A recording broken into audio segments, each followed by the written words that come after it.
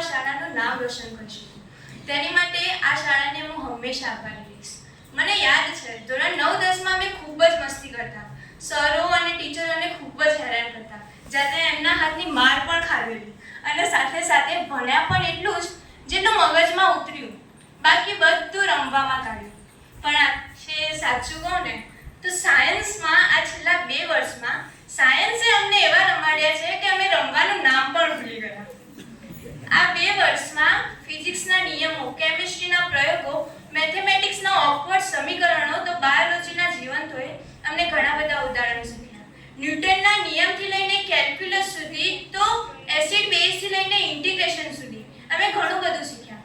પણ સાચું કહું તો આમાંથી અમે એ શીખ્યા કે કોઈ પ્રોબ્લેમનું સોલ્યુશન કઈ રીતે લાવવું, કોઈ જટિલ પ્રોબ્લેમને સરળતાથી એનું સમાધાન કઈ રીતે કરવું.